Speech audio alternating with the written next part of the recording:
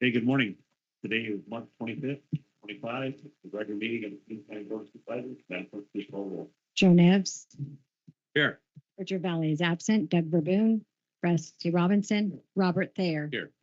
Present or absent. Gafford, Mr. Price. Morning, Toby. Good morning. Will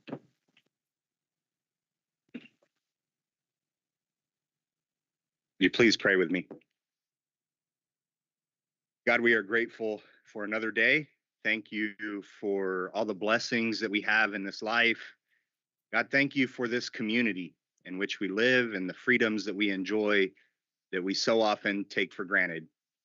God, we are grateful for all of the citizens of this county. We pray for flourishing for all of us. We might live together in unity and harmony. God, we are grateful for those who work within the departments of this county. Pray for your blessings upon them as they work in the different ways that they do. And God, we are grateful for our leaders. We pray for this Board of Supervisors that you will give them wisdom as they serve and as they lead and as they conduct the business of this meeting today. God, we thank you again for this community that we live in. In Jesus' name, amen.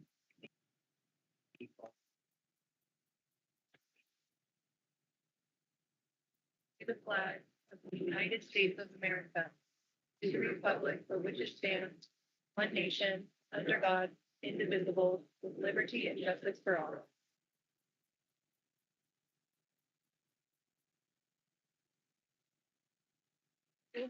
Okay, we'll go ahead now with item number 2, which is employee recognition. Good morning, Mr. Chairman, Curia Martinez, Administration. So the board approved the formation of the Employee Recognition Committee in 1990. Every quarter, employees are nominated based on their outstanding performance and achievement in various departments. The nominations are reviewed and voted upon the committee, and the committee requests the board recognize the employee of the quarter with a presentation and certificate and check in the amount of $300. And that is provided by the general fund.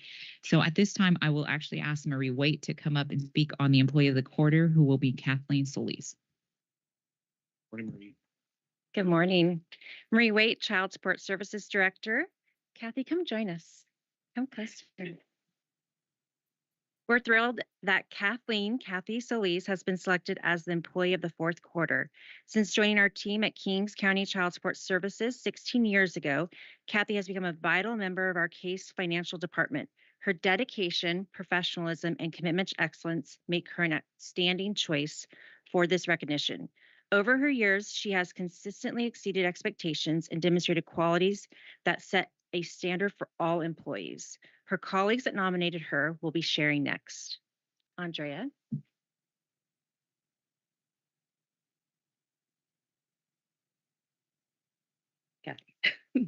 Just so you know, she hates this kind of stuff. So she's thrilled to be here, but not super thrilled to be here. In her role, Kathy plays a critical part in the case financial department, where her attention to detail and proactive approach have made a significant impact on customer satisfaction. She ensures that every case receives thorough attention and often takes on additional responsibilities to provide fast and accurate service. Kathy's ability to collaborate with her team and support her colleagues whenever needed creates a positive and efficient work environment, benefiting both the team and our customers. Just making sure it's working. And Kathy's leadership and teamwork extend beyond her core duties. She plays a key role in training new caseworkers while managing her own responsibilities and guiding others. Her support and motivation have been invaluable during challenging periods, helping to maintain high standards, particularly when facing tough deadlines or unexpected circumstances. Kathy's focus and ability to uplift her teammates have been crucial to the ongoing success of our team. And those were two leads that just spoke within our office. Kathy's positive attitude and enthusiasm are contagious, making her an integral part of our office culture. She fosters inclusivity and support and shows empathy towards her colleagues. Kathy's commitment to personal growth is evident as she continuously seeks ways to improve both her own skills and work processes around her. We are grateful for her invaluable contributions, which continue to inspire and uplift everyone around her. Her outstanding performance and positive spirit make her an invaluable asset, and we are confident she will continue to excel and make a meaningful impact on our team. Kathy's consistent excellence and her ability to drive improvement make her a wonderful employee of the fourth quarter. Thank you, Kathy.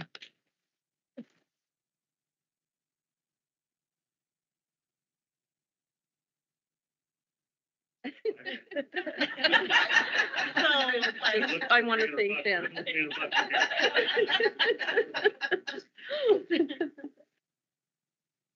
I just want to thank, I love my job. I love working with all of my staff or their staff, my staff. I just, We belong to you. Yes. yes. No, I love it. Come down here, but take a picture.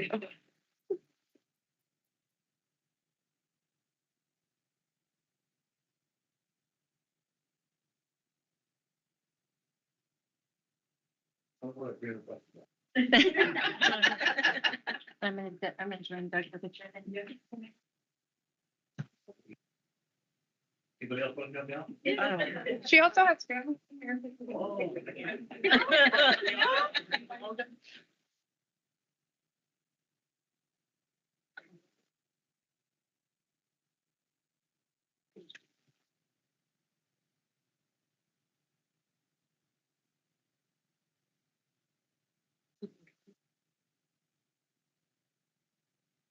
Yes. Okay. Vivian, please together. Board members, if just so I can see your faces if you want to.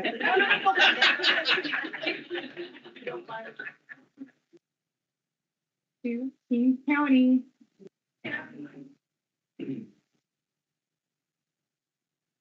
Does the family might come down? We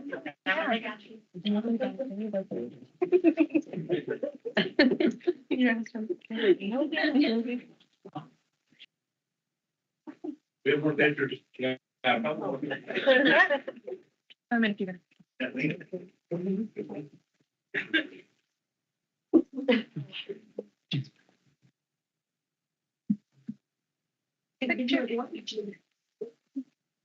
Oh, yeah.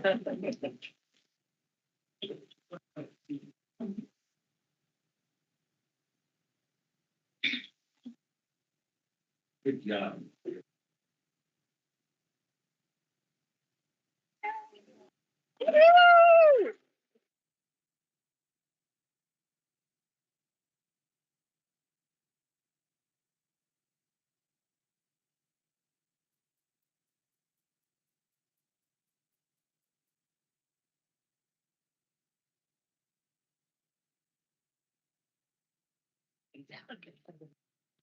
Okay, we'll move on now to the next item 3. This is an opportunity for members of the public to address the board on any items of interest within the board jurisdiction and which are not already on the agenda. The board will not answer questions impromptu, and concerns and complaints will be referred to the appropriate staff for items which are on the agenda. Members of the public will be provided with an opportunity to address the board as each item is brought up for discussion. Speakers are limited to their comments, not to be no more than 2 minutes. And we have a timer today. We're going to start using a timer in the future. So today's our first day. So just unscheduled appearances. Any person may address the board at this time. I have no written correspondence. The first speaker is Jonathan Brewster. Morning, Mr. Brewster. Morning. How are you today? I'm good. Just want to let you guys know we had our golf tournament yesterday for our DSA scholarship. We had a pretty good turnout, but right at about 80 players. We had a lot of sponsors this year. Some department heads and some associations helped out. We're on track for about 25 scholarships this year. So we're going to have a couple more smaller fundraisers. We usually have our dinner in July for the next school year. So if you guys see those, help us out. We're trying to give more money into the community. And like I said, we're shooting for 25 scholarships this year. So that's it. Thank you. Very good. Thank you. The next speaker is Rebecca Bell. Morning, Rebecca. How are you today? I have a quick one. I know I should have spoke when Chief Huddleston was here, but it's just more what I suspected. But it was more that I needed more information before I had an opinion for it. It's just more that I took her announcement to withdraw from the gang task force as more of an SOS that somebody's coming into her city and telling her how to run her house. It's almost like somebody coming into your kitchen and you asking them for help. And instead of doing the potatoes, you take over the entire kitchen and tell them how to do it. There is more of a chaos. There is a method to their madness. Okay. So, and I just took it as that yes, they said that they were communicating with her through multiple emails, but that was more of a CYA. When an email is just more for records, it's more of an insult. Here, let me just cover my butt. We did communicate, but we don't intend for you to be a part of the operation. So it was kind of insulting a little bit. I mean, sure, they have more experience with multiple cities as a county, but when you come into somebody's neighborhood, you get them to give you information of their area because they more know their area. It's like us telling Avenel what to do with their city. We don't know anything about it. People in Avenel know what's going on in their city. So next time, maybe when county helps, maybe can collaborate more respectively with the cities because it's respectful of it. So that's the way I got it, because they're in the recent crimes that they've actually were arrested people. So something is working because they have multiple arrests.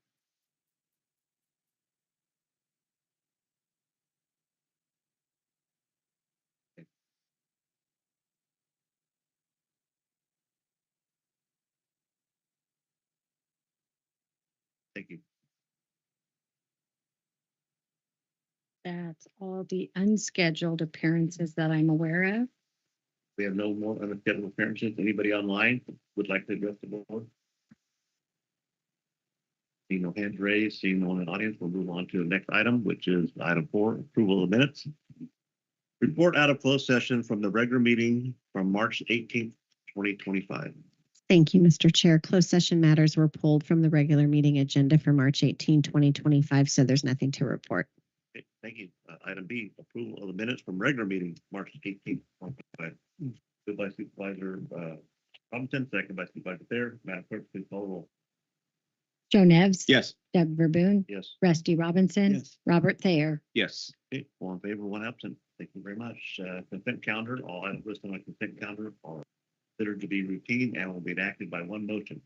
If a board member has a question or requests additional information or wishes to comment on an item, the vote should not be taken up until all questions are answered. And the public has an opportunity to comment and consent calendar on consent calendar items. So move this. Moved by Supervisor Neves, second by Thayer. Any questions from the audience? Seeing none, Madam Clerk, please call the roll. Joe Nevs. Yes. Doug Verboon. Yes. Rusty Robinson. Yes. Robert Thayer. Favor. Absent. You thought I messed up, huh, Mary?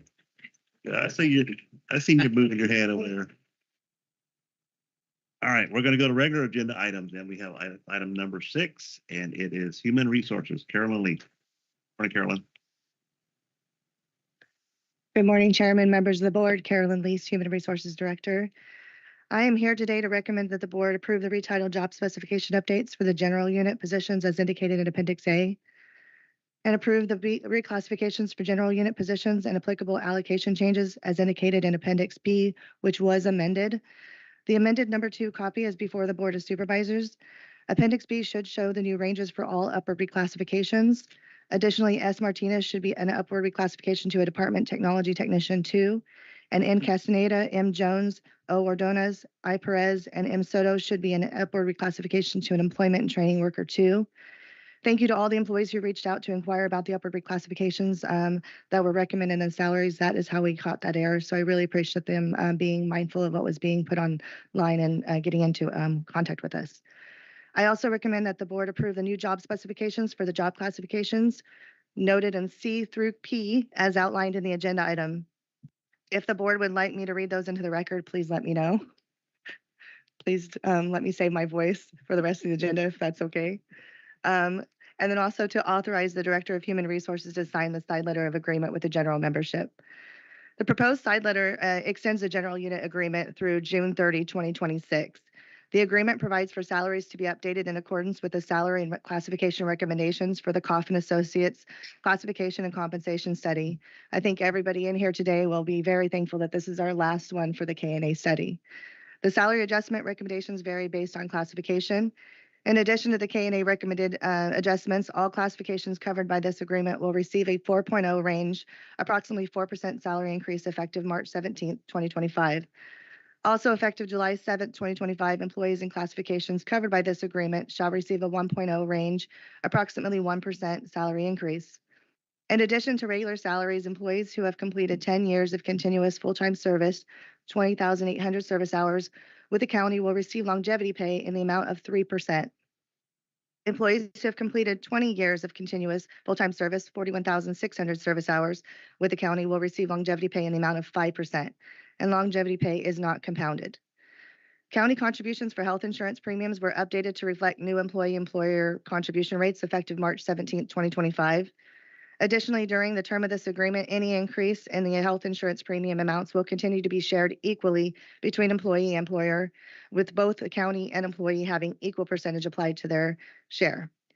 An additional 32 hours of additional vacation time will be granted in pay period 15 of each fiscal year or prorated upon hire date and or applicable part-time status. There is no carryover or cash value for these hours. The holiday closure for 2025 added an additional 8 hours of paid closure on January 2nd, 2025, in addition to the 3 1/2 between Christmas and New Year's Day. The accrual cap for compensatory time was set at 60 hours. The annual uniform allowance was increased from $450 to $700 for Juvenile Services Officer 1 and 2 and Senior Juvenile Services Officer. The annual uniform allowance for the Juvenile Center Support Clerk was set at $275, and bilingual pay was increased to $50 per pay period, and the previous tiered levels for conversational and advanced levels were consolidated so that bilingual pay is one set amount. A 3-to-1 match for the deferred compensation was added for a maximum of $500. Additionally, updates were made to incorporate all modifications previously agreed to, including the half-day holiday for Christmas Eve, as well as minor wording updates and other negotiated non-economic changes. The total cost of implementation of the salary increases, longevity pay, uniform allowance are approximately $2,575,599 for the remainder of the fiscal year. Costs associated with the deferred comp match will vary based on participation of the membership, and ongoing costs beyond the current fiscal year will be absorbed by the department through the budget processes. On March 12, 2025, the general unit membership voted on the agreement with a 92% vote in favor of this agreement. I would like to thank the general unit membership, my staff at Human Resources, the Administration Office, and the Board of Supervisors for all their efforts regarding this matter. At this time, I request the Board of Supervisors approve the item as amended. Thank you. I just have one question. On the specific to the Coffin Associates, is there like an appeal process for, I know there's going to be a handful of employees. I mean, this is a big bargaining group, that there's going to be a handful of employees who feel left behind or thwarted by COF's recommendations. Is there like a follow-up procedure for employees that feel impacted by this, or is this just strictly back, direct them back to the union, or how does that work? So this, when we send out the tentative agreement, it included that it was going to implement all of the Coffin Associates recommendations, including the reclassifications and retitles. So it was part of the negotiation process, and that is what passed at 92% vote in favor of this contract. No other questions or comments, Mr. Chairman, as amended. Moved by Supervisor Neves. And then I'm going to bring it back to the public for public comment. I do have one speaker, Christy Lee. Hi, Christie. Good morning, Chairman, members of the board, Christy Lee, Assessor Clerk Recorder. I just had a couple of things to say. First, I do appreciate all the work that Human Resources did to make this happen, but there's some concerns that I brought up repeatedly to HR. I brought it up to admin about my staffing and the classification and the salary. So there's two sides of the office. The assessments, but the assessor side of the office includes what we call currently assessment specialists. HR wants to change them per the Coffin Associates study to assessment technicians. Originally, I didn't think that was a big thing, a title change, but I wanted them to keep in mind that those are all certified staff members. And your board has approved salary increases for other certified employees in other departments, such as the fire department.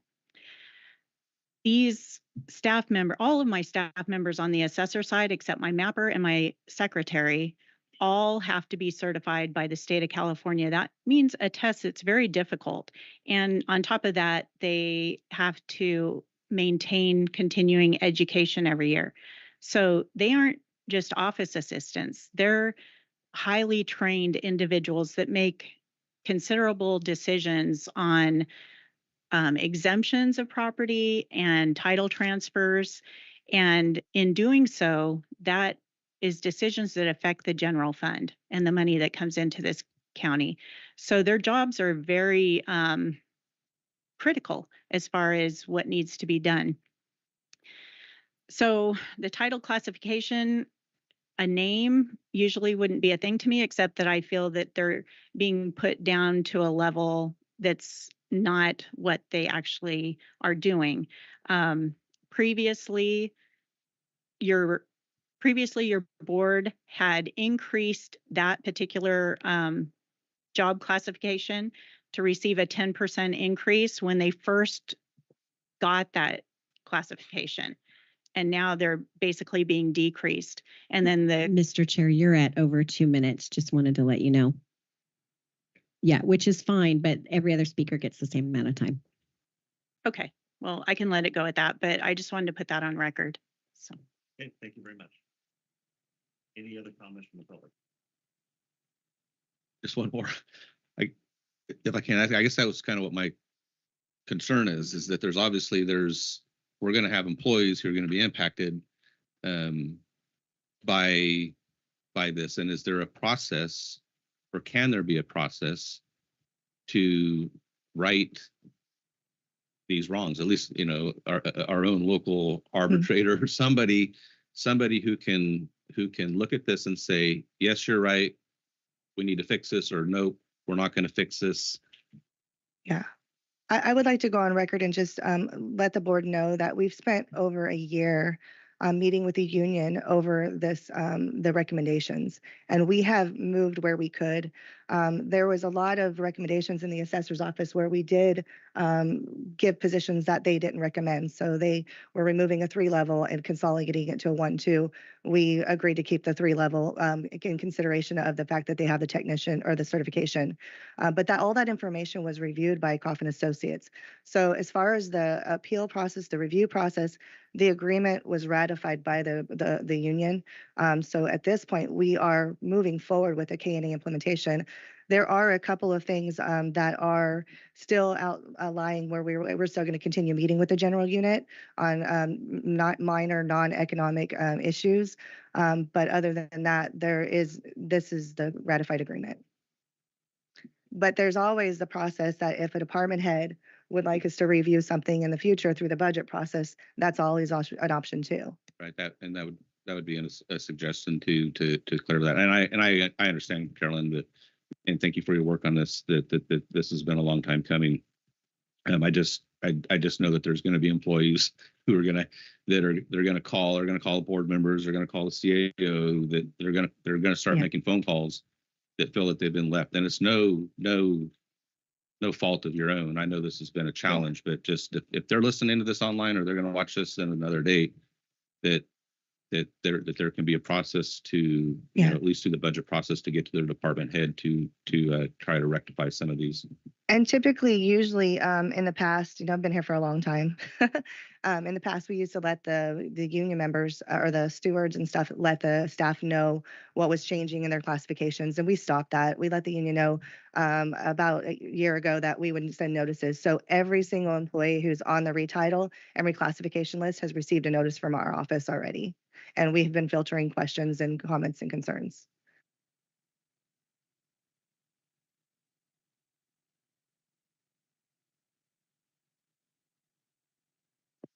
I have a question. What are you planning on doing to maintain your staff? Because you spend all this time and money on training and everything, only to lose them to other counties or other departments. So what are you guys doing to maintain that they stay here in this area? Because you're using your resources where they're losing it to other places. Because it's like shipping, you're spending the money in here and they're transferring out to LA because the salary is not competitive enough. So you have your city and your county losing millions of dollars in all this training. So what are you going to do to maintain? We want you here. So that would be more of a training. We want you here. Let's make it more competitive, because we don't want you transferring out, because that's a waste of resources when you want to keep them here. So what are you doing to maintain that they're going to be here? Okay, Carolyn, I think you were headed in the same direction. So the question should be directed to the Board of Supervisors, and then the board, if you would like Carolyn or myself to weigh in, we'd be happy to. Okay. I wasn't sure if it was more there or you guys's. So what are you guys doing to maintain, to let them people know that your resources are being spent on them to train them, but you want them to keep them here, but you got to be able to have it be more competitive enough, because otherwise you're just shipping them off. So what are you guys doing to keep them here? Mr. Chairman, thank you. Kyria Martinez, CAO. So we have the goal of Coffin Associate was to bring the salaries to a median compensation with comparable counties. So that was the intent of the Coffin Associate. So, we addressed it by actually going through this entire process. There's organizations throughout California that don't even do these studies, but, the board took on this project and we've brought in everyone to the median. And on top of that, the board has also issued an additional 5% cost of living adjustment on top of that. So we have made our salaries and benefits a lot more competitive. As far as, recruitment and retention, that is an endeavor that we have been working with HR continuously, and we have been making a lot of strides to make sure that our employees stay here. And, I can tell you right now that we have done the analysis, and our retention has gone down. We are keeping employees. Is it at the rate that we want? No, but are we getting better? Absolutely. And so that's just a trend that you're going to continue seeing as time goes on. This was step number one. And then step number two is continue working with HR and making sure that our recruitment and retention efforts are there. Can I also respond?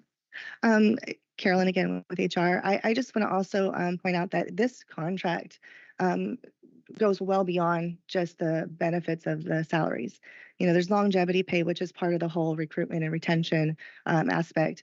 And I've been attending some of the new employee orientations recently, and I have to, brag for a moment to the board that we are actually seeing employees come back, who leave and come back. Last month we had 2 employees. The month before that we had another 1 or 2 employees. So that's a sign that Kings County is the place of choice to work. And when employees leave, they come back. That's a great sign.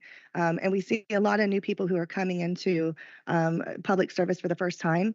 And so it's really exciting when I go to the new employee orientations to see that. So I do believe that Kings County and the board has made all the efforts to make those strides for us to recruit and retain people here at Kings County. All right, thank you. Any other comments from public? Seeing none, we have a motion on the table from Supervisor Neves. Second by Supervisor Robinson. Madam Clerk, please. Joe Nevs. Yes. Doug Verboon. Rusty Robinson. Yes. Robert Thayer. Yes. On now to the next item, which is Item 6B, Public Health Department. Morning, David. Morning, Chairman and board members. Dave Long with the Department of Public Health. The Kings County Department of Public Health is seeking approval to officially recognize January 2025 as American Red Cross Month. And to tell you more about the work of the Red Cross in Kings County and the surrounding areas, I'd like to introduce Lori Wilson, the Interim Regional Executive and Executive Director of the Central Valley Chapter. Morning, Lori. Good morning, you guys. First off, the chamber looks, it's been a year. The chamber looks amazing from what it was last year when you were going through the remodel. So this is, thank you so much. We're continuing. First of all, thank you for doing this and recognizing the Red Cross, because it's not me that you're recognizing, it's the volunteers that show up every single day. It's our volunteers that show up in the middle of the night when there's a home fire, or when we have flooding and they're opening up shelters, when we have fires and they're opening up shelters and they're providing help and hope. It's our volunteers who are supporting our military members and their families. So for that, we thank you, because they are the ones that are doing that every single day here in Kings County and across the country. So I do want to say thank you for that.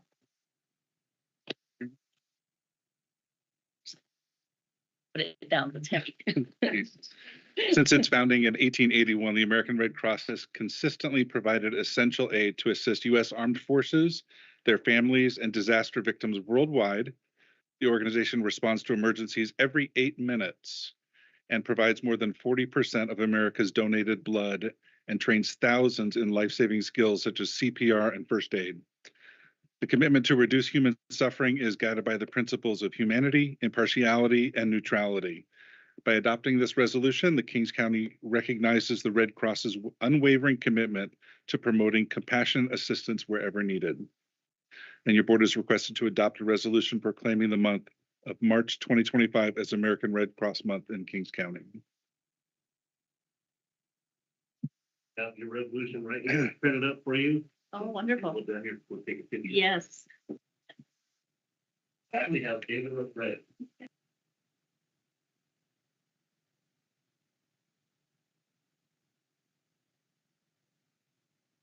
I tell you such a thing.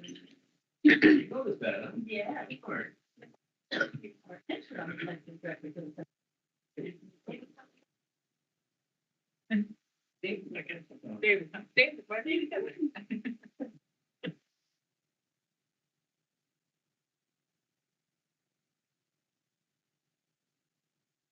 Okay, good job.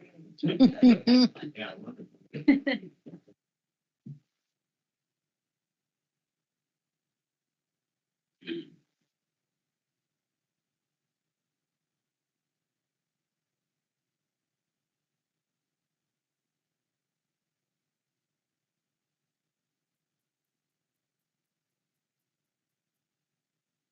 Okay, I'll entertain a motion at this time.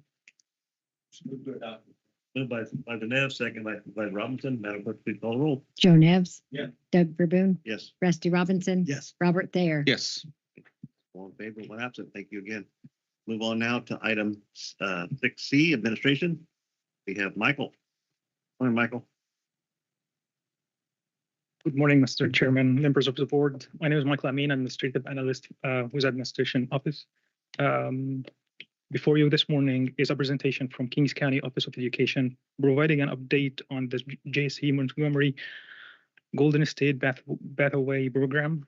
The presentation will be given by Elizabeth Norris, Director of District Support Services, and Lisa Rodriguez, Director of College and Career Services and Student Supports.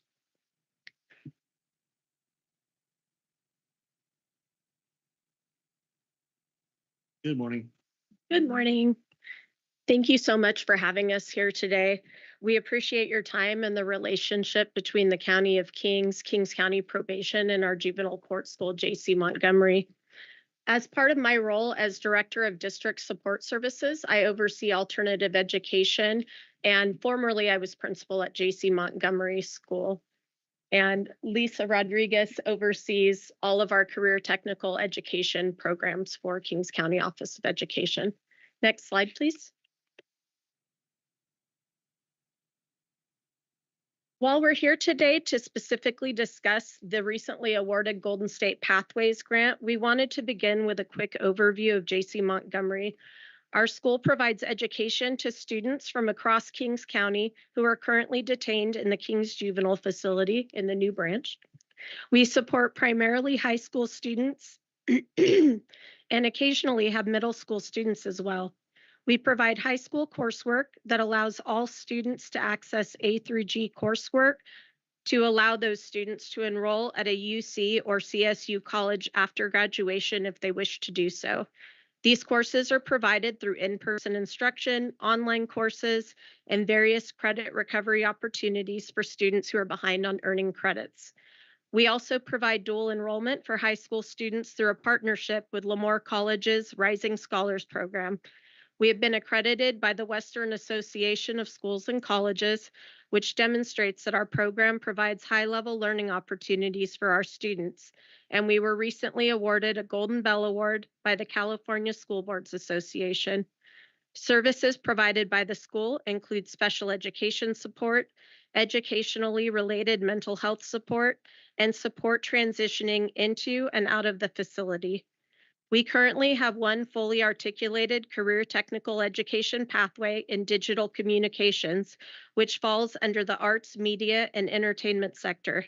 Students acquire technical skills while also earning A through G approved fine arts credits. Because we have a small student population, we apply for grants to provide supplemental funding for career technical education, as we believe that access to vocational education is vital to helping our students choose another path in life moving forward. Next slide, please. JC Montgomery is also a community school grantee through the California Community School Partnership Program. This is not the community school we all think of first here in Kings County, like a community day school program or the old county community school. The community school model is nationwide and it stands on 4 pillars: integrated student supports for academic, social, emotional, mental, and physical health needs, family and community engagement opportunities to reconnect our students and their families to the larger community, collaborative leadership practices provided by a community school advisory that meets quarterly to assess student and family needs and to implement programs and services to meet those needs, and extended learning time and opportunities outside of the normal school day.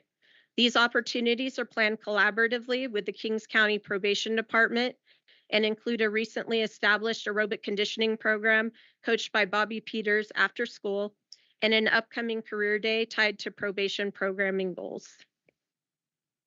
Next slide. Good morning. Through the JCM Needs Assessment through our advisory council with community schools, students were asked what they wanted and what they needed. And by far, hands-on learning and career technical education was at the top of the students' lists. These students oftentimes did not have access to those in their normal high schools because they were retaking classes. And so they really are asking for these opportunities. This aligned with another need that we had that arose during the renovation project for the new branch facility. Due to increased costs related to the renovations and state requirements for updating the facility, the area between the school and facility itself could not be landscaped right away. Next slide, please. So as you can see here, these are pictures of this open land that we had. And so we often think outside of the box and how can we bring two things together. And so that's kind of what we're here today. So we need to meet both needs, the county's needs, probation's needs, and our needs to educate our students. With fantastic partners in the probation department, we began to search for solutions that would be doable within the juvenile facility. Next slide, please. So then last year, there was an opportunity that the California Department of Education put out in Golden State's pathway programming. And there were different metrics that you had to meet. We met every single metric with our students that are enrolled at JC Montgomery.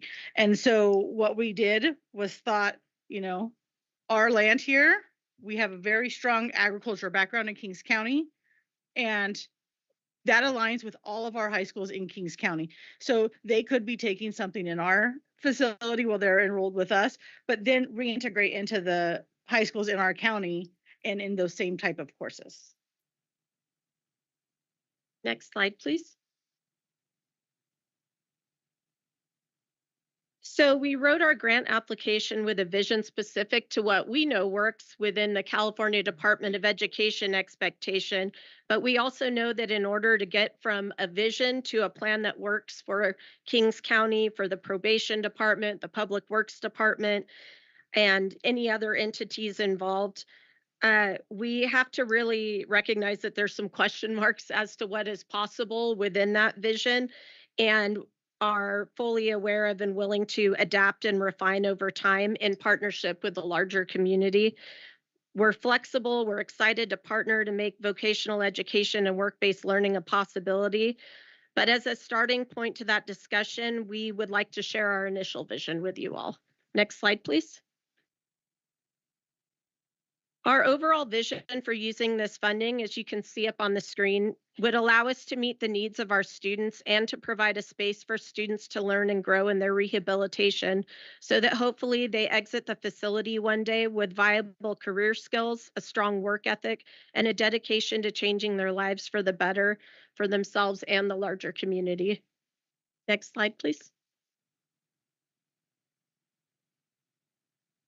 Students shared their vision for the space with us through focus group interviews, and one of our artistically talented graduates brought that vision to life in this rendering.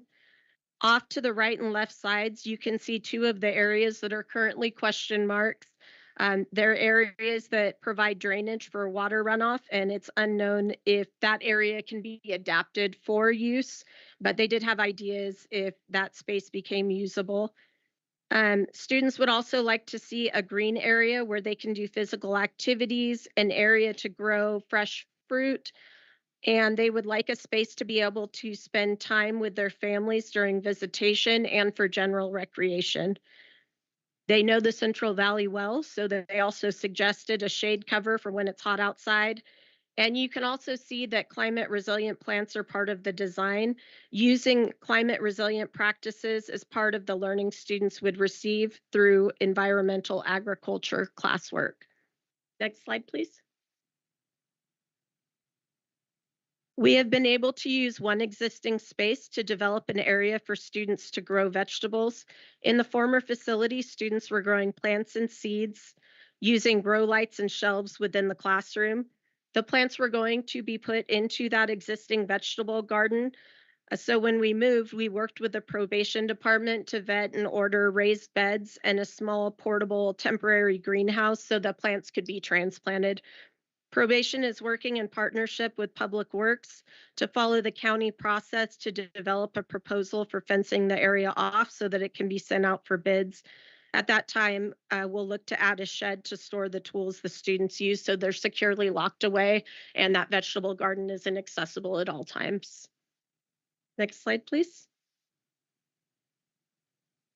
As previously mentioned, we're flexible in this vision, and we would like to work with all of the entities within the County of Kings to ensure that everything is done in compliance with any regulations or other requirements of the county. And we would like to close by offering time for any initial questions you may have after seeing our vision. Thank you. Thank you very much. Any questions from the board? We have Todd Barlow in the back row. Everything you'd like to take to this program, we appreciate it. We appreciate your with us, and you kids went in the right direction. Thank you for coming. I am interested in aerobic. Bobby would love to have you. Good morning, Todd Barlow, County Superintendent. I will just say that one of our overall visions, overarching visions, is one of the greatest things we can do to support our law enforcement partners is to make the incarceration of youth as valuable a process as it can be. And we are in the business of changing students' lives, and we have a population of students who really needs that support. And I'm very honored to work with individuals, Joy Santos, Liz Norris, Lisa Rodriguez, especially, who who really live that belief. Yeah, there's in my over quarter century in education, I haven't met people more dedicated to providing students what they need. And we have students with great need at JC Montgomery. So they have my full support in coming to you and promoting this idea for our students. Thank you. Appreciate it. Bud Robinson. I just have a quick question. So love the vocational piece with the academics together. The question is, do we do any financial planning with these kids to where they understand, let's just say, a basic budget? Financial literacy is integrated into all of the CTE standards, and the state recently added a financial literacy course requirement for graduation that will be implemented, I believe, 2 years from now. So we're beginning to write that coursework so that it as well as integrated into our CTE classes. So I can speak to the career technical education standards all have a budget management piece to them because it's based on entrepreneurship. And this pathway that we're choosing is really looking at students being entrepreneurs. The kids, I spoke with some of the kids, they said, we can't eat all these vegetables we're going to grow. And the kids said we should donate them to the soup kitchen because there's people without food. So, and okay, what's the cost? How much water and different things. So that's incorporated into the lessons they're being taught. Very good. Any other questions from the board? Any comments from the board? I think it's a good program. I mean, I've been in ag my whole entire life, and some of these kids have never had it introduced to themselves. That they don't understand what a seed can do, how much food it can provide. There's things we can learn from even within ourselves. Growing potatoes or carrots or celery or whatever you want to do. There's winter vegetables too. I don't know, how long are the kids incarcerated? Are they like 6 months to a year or? So that is heavily varied. Sometimes we have students a few hours or less, and then there are students that will be there until they're in their early 20s. Yeah, it's just good to see from the start to finish to get them to get attached to something that they feel pride in, and it's important. So I appreciate what you guys are doing. And we can brainstorm. Do we work with Leonard Baker on this for ideas in the future? And you got one side with planter boxes, right? But nothing on the other side yet? Correct. Okay. And with your guys' agriculture background, we may be reaching out to serve on our CTE advisory board to help us guide and with community resources Hear that, and how Misty? to do this. With your agriculture background. Okay. But I know some others of you have some background there. I'm curious. Anyway, so thank you very much. Thank you. I appreciate it. Look. Do we have anybody online that would like to have a comment? Do you have anybody in the audience? Yeah, Rebecca? You're on the clock. Hi. I'll try to make it short and sweet. With the Children's Storybook Garden, I helped when they had the Bill and Libby Clark in. I wasn't there with them from more when they broke the ground, but I was with them when they brought in the Bill and Libby Clark home from there. So I was part gardener. Now, we also collaborated with Master Gardeners. So maybe if they can collaborate with Master Gardeners or people that are in charge of community gardens, that way they can get an idea of that. So use their expertise on that, because the Master Gardeners were they put in a lot of work in making sure that we grew everything efficiently, and members of the board at Children's Storybook were also Master Gardeners. So that helps run it. So Are you a Master Gardener? not officially, no, Oh, but okay. considering how much schooling I had to do based on my schedule, that was not possible. I would It's a actually good be program. It's a good 100%. program. And we ask the Yeah. students to give back to the community for in return for their certificate. So that's Yeah. something we can look into. I looked into it in Fort Tulare, and unfortunately I signed up for it and then COVID hit. So that kind of nipped that in the bud. You But want me to walk you over, sign up today?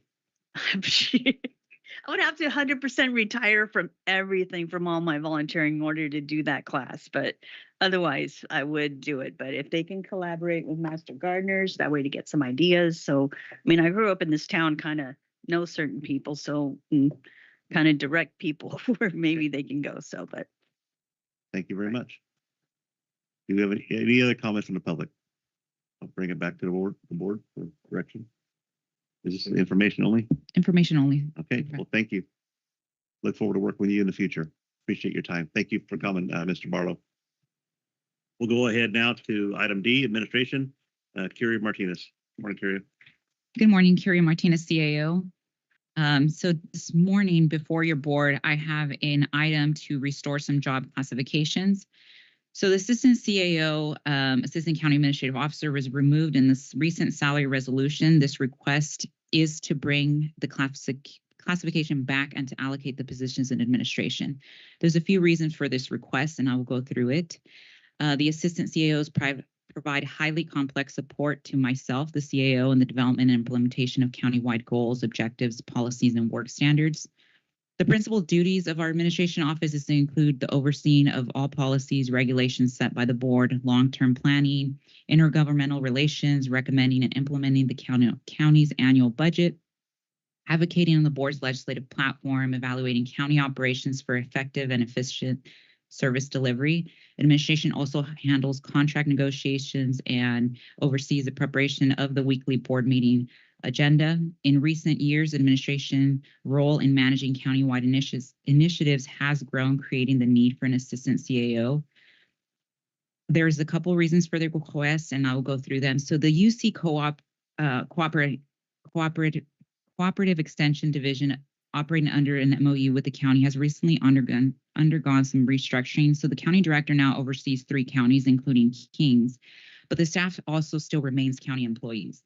This has created gaps in the day-to-day operations for county staff. In response to this, our county administration office has been stepping in and providing oversight and support to ensure that the county employees receive necessary guidance despite changes in the MOU structure.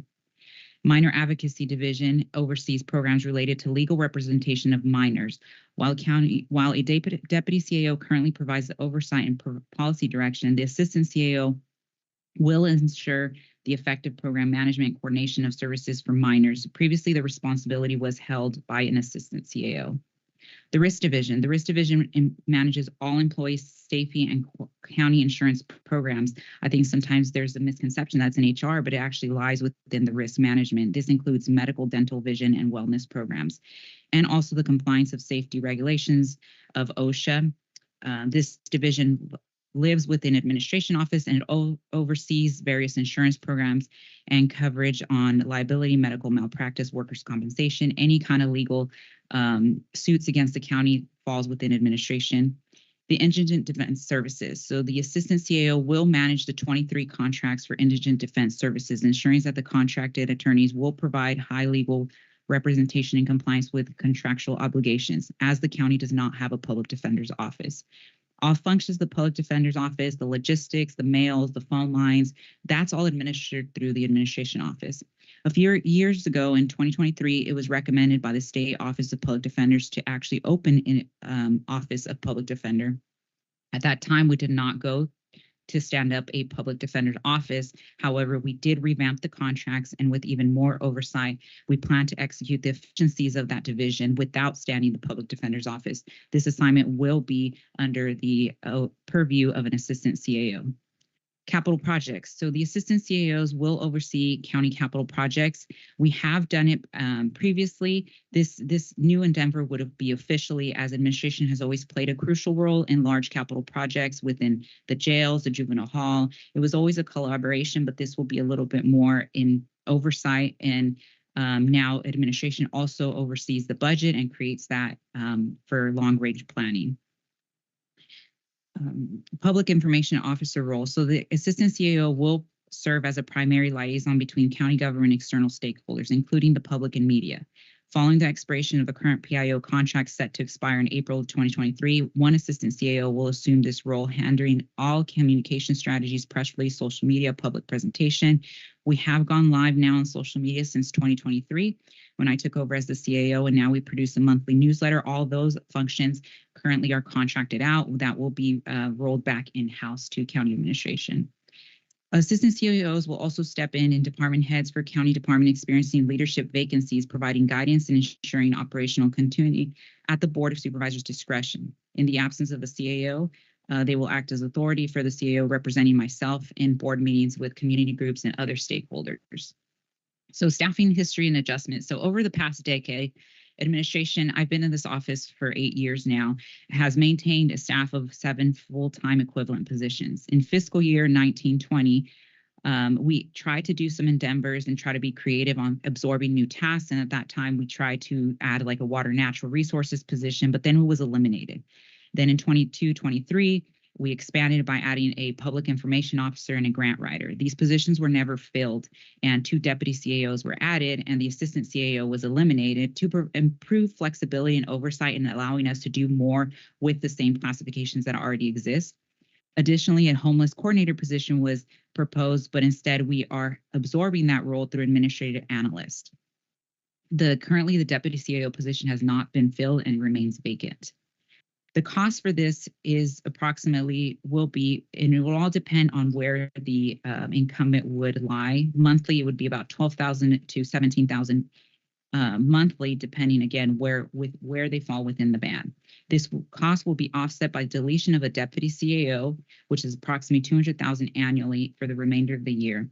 Also, because we have not hired a homeless coordinator, we are still receiving contributions from Behavioral Health and Human Service Agency to provide those services, which is currently being absorbed by an administrative analyst. Again, the PIO contract, the public information duties will be absorbed within the county administration, saving approximately $100,000 over the last 2 years. Furthermore, the county public defender contracts duties will be absorbed by assistant CAO, resulting in an annual cost saving of approximately $25,000. In conclusion, I do want to emphasize that these staff changes are a strategic investment that will pay for itself. I'm highly mindful of our budget. This decision was made with careful consideration to ensure this does not impact the general fund. By reducing contracts and bringing more services in-house while making long-term sustainable changes, these positions are expected to result in an annual increase approximately $60,000, and that's all dependent on where they land on the band. Last time the assistant CAO position was in our administration office when I held a position from 2020 to when I vacated in 2023 and became the appointed CAO. This classification is a department head classification, is at will. And again, I'm also requesting that any cost of living adjustment made to unrepresented management, I will forego that as another cost saving measures to add these positions. Since I began the acting CAO in April of 2023, administration has launched several initiatives to enhance service delivery to both residents and county employees. These efforts will continue with a focus on innovation, cost saving, streamlining processes for greater financial and operational efficiency. Our office is committed to improving recruitment and retention, ensuring Kings County remains the top choice for both residents and employees. That concludes my presentation. At this time, I respectfully ask your board to approve the job classification for assistant CAO and set the salary band and allocate 2.0 equivalent positions and offset the deletion of 1.0 position in budget unit 111000. If you have any questions, I'm more than happy to answer them. Thank you.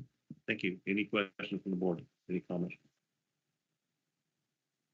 I don't know if it's a question, more of a comment. I think this is long overdue from having been raised in the county as an employee of the county for many, many years. I think there's other savings that are going to come from the action that the board can take today, and that's the significant amount of savings on this kind of a single source of oversight, right? And we've seen it with some of the housing projects that are out in the community right now that are out in disarray, and other projects that just, when you have how many department heads we have overseeing a whole lot of variety of significant projects, the continuity of oversight oftentimes lacks. So I'm a supporter of this. The only, I guess, additional recommendation is I heard that you're wanting to forego unrepresented management things for you specifically, and that, to me, that just needs to be erased. That you're our CAO, you're a part of that bargaining group, and you should not go without with something that overall our county, all of our employees, our community needs an action like this to take place, but it shouldn't be at a cost for you. So I would just ask that that piece be removed, and whenever you're ready to take a what do we call it? Motion? Is that a motion? That's my motion. Just remove that part. You have a motion by Supervisor Thayer. Any questions or comments from anybody else? Any questions from the audience? Looking for a second. Second is amended. Second by Supervisor Robinson. Madam Clerk, please call the roll. Joe Nevs, Yes. Doug Verboon, Yes. Rusty Robinson, Robert Thayer. Yes. 4 in favor, 1 absent, and 8 years. Been here 8 years? I started in 2017. I left for 6 months. Right. I bet I made a bet on that. I was one of those employees who actually left and came back 6 months later. I've been here ever since. Thank you. Okay, item passes, and we'll move on now to board member announcements and reports. Supervisor Robinson. Okay, let's see. Last Tuesday, I met with a group called Kings Water Alliance in Armona on water nitrates. Thursday, attended the San Joaquin Valley Air Pollution Control District meeting. We received another $20 million in funding for vehicle repairs and replacement. And we said goodbye to Tom Jordan after 32 years as he retired. And upgraded our cybersecurity. Also, I was the downtown tour guide for the 3rd grade class at Hanford Christian School. Thank you to Vice Mayor Payton for showing them Hanford City Council chambers. And thank you to Mayor Martinez and City Manager Cifuentes for their generosity. Also, a big shout out and thank you to Jack Schwartz, Director of the Carnegie Museum, for his ag tour of the museum. And Mrs. Verhoeven did an amazing job directing the children, especially me. And thanks to Steve Bannister and the Wing family for allowing access to Hanford's Treasure in China Alley. So I had a blast. The kids were a lot of fun. And just a shout out to a couple of kids here. They sent thank you cards over. So let's see. Shout out to Lourdes. Shout out to Cody. Shout out to Jonas. And my son, Patrick. Thank you, Mr. Chairman. Very good. Everybody's there. Thank you, Mr. Chair. Last Wednesday, I attended the monthly Kings Community Action Organization board meeting. All was well there. And then Thursday, attended the Kings Commission on Aging board meeting. That was my first in-person meeting there. A bunch of good folks that are there. And then Friday of this week, long-time friend of ours, Captain Jerry Tritz. I attended his change of command ceremony out of NAS Lemoore. So if you were in Hanford on Friday and kept hearing jets flying over, they did 3 separate flyovers for that chain of command.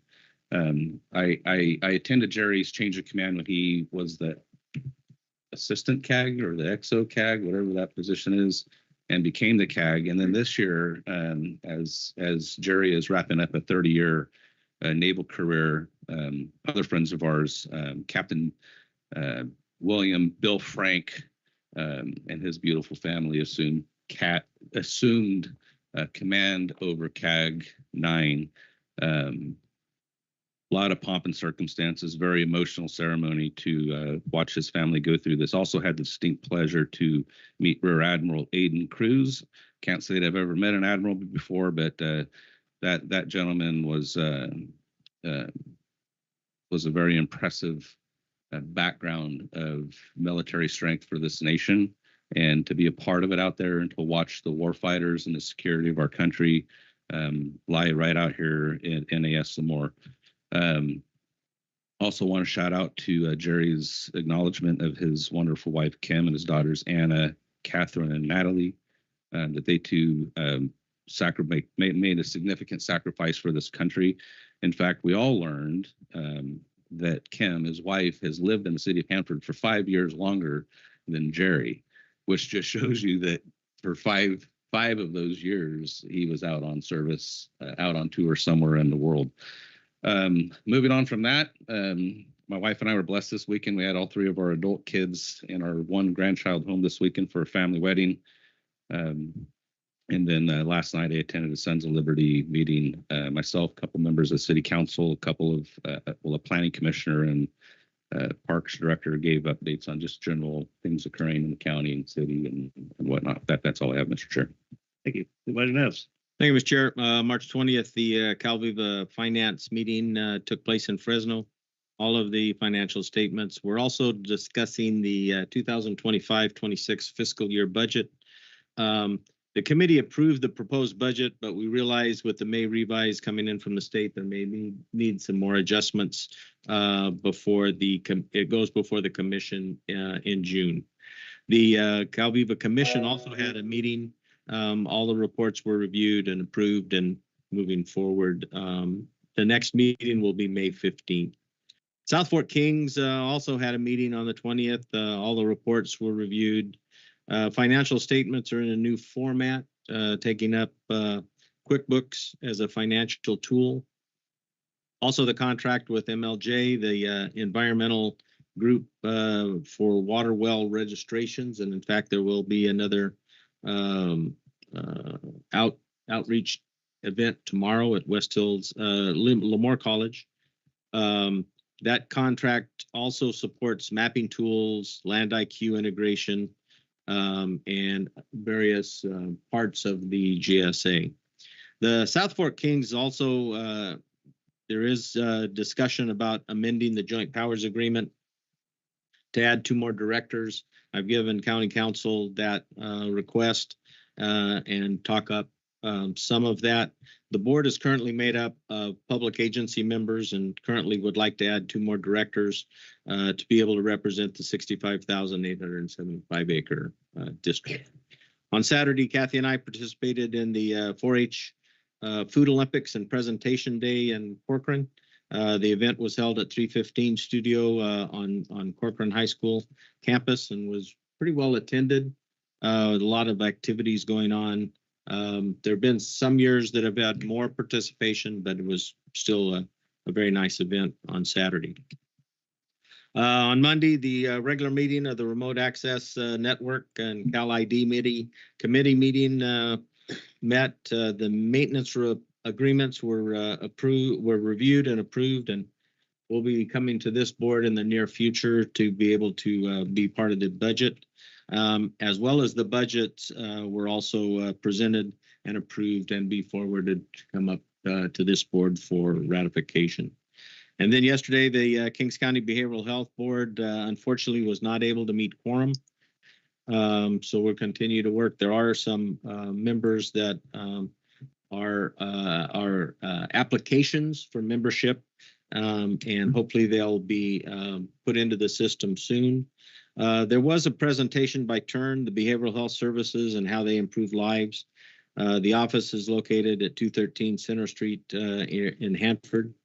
It has mental health services available 24/7 at a phone number, and the Assertive Community Treatment, the ACT, is a service delivery model focused on individual care. They did a fine job, and hopefully we'll get together in April. With that, thank you, Mr. Chair. Thank you very much. Just for myself, real quiet, I had traveled to Stockton last Thursday or Wednesday to have my second Amtrak San Juan Kings meeting as chairman. We're trying to break away from the Amtrak system altogether from the federal side of it. So we changed our name from Amtrak San Juan Kings to the Gold Runner. And so that's kind of interesting. So that's the service from Bakersfield to Sacramento to Oakland and Emeryville. So and voted on our budget too, and that was kind of cool. And then Monday, I had a meeting here at the county to discuss our new state of the county. It's going to be open to the public again this October. So thank you. With that, we'll go on now to board correspondence and upcoming events. Thank you, Mr. Chairman. So the board received correspondence dated March 1st, 2025 from Christy Lee, Kings County Assessor Clerk Recorder, regarding notification that they would be sending out taxpayer valuation notices prior to the August 1st deadline. The board received correspondence from the Consolidated Mosquito Abatement District dated March 14th regarding a notice of intent to apply for the public health pesticides for vector control purposes.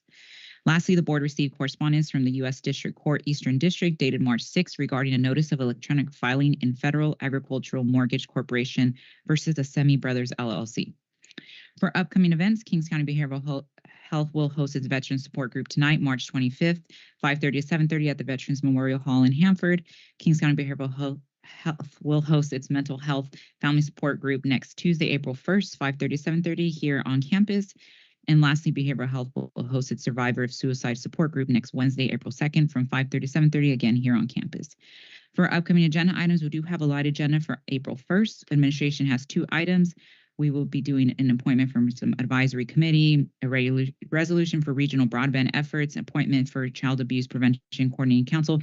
Lastly, I forgot, administration has another item on a debt service analysis from our financial advisors.